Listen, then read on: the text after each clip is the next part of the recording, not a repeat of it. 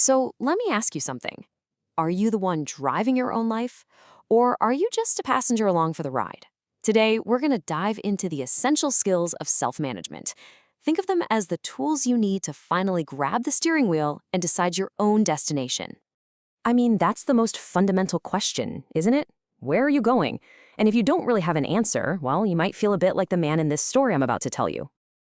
How many of us have felt exactly like that? I know I have.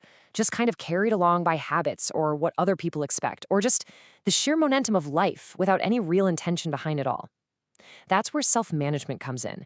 It's about deciding, okay, I'm going to talk to the horse. And here's the crucial thing to get. Self-management isn't about some kind of rigid, iron-fisted control. Not at all. It's the skill of steering your own actions and your own reactions so you actually end up where you genuinely want to be. It's the difference between just reacting to whatever life throws at you and being proactive about creating the life you want. Okay, so every journey needs fuel, right? Before you can even think about where you're going, you gotta have gas in the tank. And for this journey, that energy, well, it all starts right up here, in your mind. Just look at how simple this is. It's a tiny little change. Literally, just flipping a couple of letters around, from can't to can. But that small visual shift, it represents a massive, massive internal change. A positive attitude is the absolute foundation of self-management. It's that core belief that, yeah, you can actually get this done. And this quote from Helen Keller, wow, it just gets right to the heart of it. I mean, if anyone knew about overcoming challenges, it was her. Optimism isn't just, wishful thinking. It's the faith, the core belief that gives you the confidence to actually do something. It really is the engine that powers the whole journey. So, that engine we're talking about, it actually runs on two different kinds of fuel. You've got intrinsic motivation, that's the internal stuff. You do something because you just love it or it feels really meaningful to you. Then there's extrinsic motivation, which comes from the outside, things like a bonus or a compliment, or even just avoiding getting in trouble. Look, both are useful for sure, but it's that internal fire, that intrinsic drive that's going to sustain you for the long haul. All right, so our tank is fueled up, we've got the right mindset. What's next? Well, we need a map, because a positive attitude without a clear direction, that's just spinning your wheels and going nowhere. And this is where setting goals comes into play. There's this idea of being result-oriented, and all that really means is starting with the end in mind. It's about asking yourself, right from the get-go, what does success actually look like here before you take a single step? That clarity is what turns a vague dream into a target you can actually hit.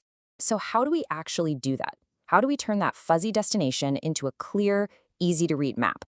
Well, there's an absolutely brilliant framework for it, and it's called a SMART goal. Okay, let's break it down. The S stands for specific. A vague goal like, I want to get in shape is, well, it's pretty useless, right? It's like a mountain covered in fog. But saying, I will go to the gym 3 times a week and walk for 30 minutes on my off days, now that is a concrete target. The more specific you are, the clearer the path. Next up, M for measurable. This one's simple. If you can't measure it, how do you know if you've actually achieved it? It's like a game with no scoreboard. I want to do well on my exams is vague, but I want to score above 80% on the next quarterly exam. That is perfectly measurable. It gives you a clear finish line. Then we have A for action-oriented.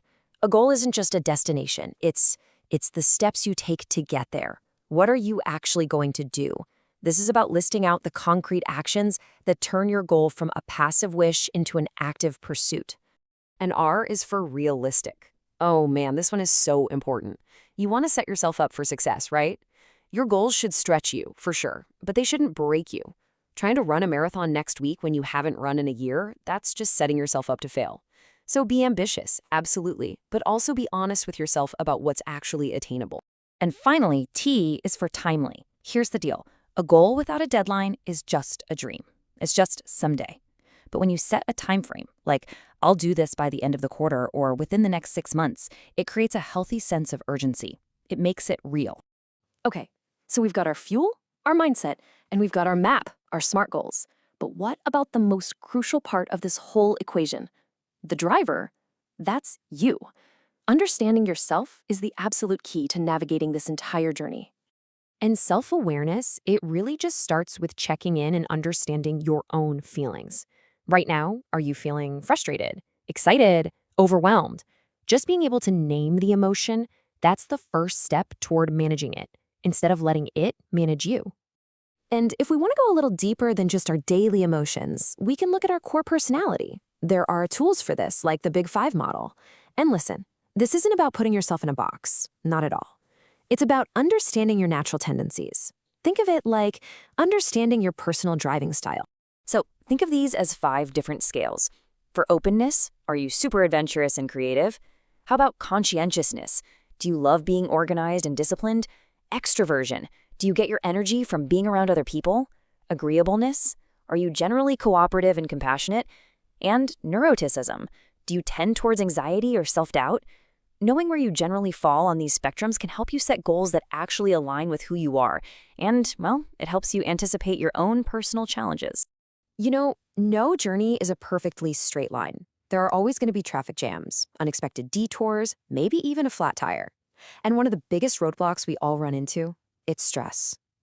Knowing how to handle it is an absolutely critical self-management skill. And yeah, this really captures what stress can feel like, right? That overwhelming pressure. Think of it like the check engine light on your car's dashboard. You can try to ignore it, but we all know that's a bad idea. Eventually, you have to pull over and figure out what's wrong. So what do you do when you pull over at that rest stop? Well, here's a practical little toolkit. First, try to analyze what's actually going wrong instead of just getting lost in the feeling. Next, track your wins. Maybe keep a little list of things you've accomplished. It really helps. Try to stay in the present instead of worrying about the past. Talk it out with a friend or family member. And finally, relax your actual body. Try some meditation or maybe some yoga. These aren't just nice ideas. They're like proven maintenance checks for your own well-being. So, we've covered a lot, right? We've talked about the fuel of your mindset, the map of SMART goals, why it's so important to know yourself as the driver, and even how to handle those inevitable roadblocks. The journey is all yours, so the only real question left is, what's the first step you're going to take to grab the reins? What's your first move going to be?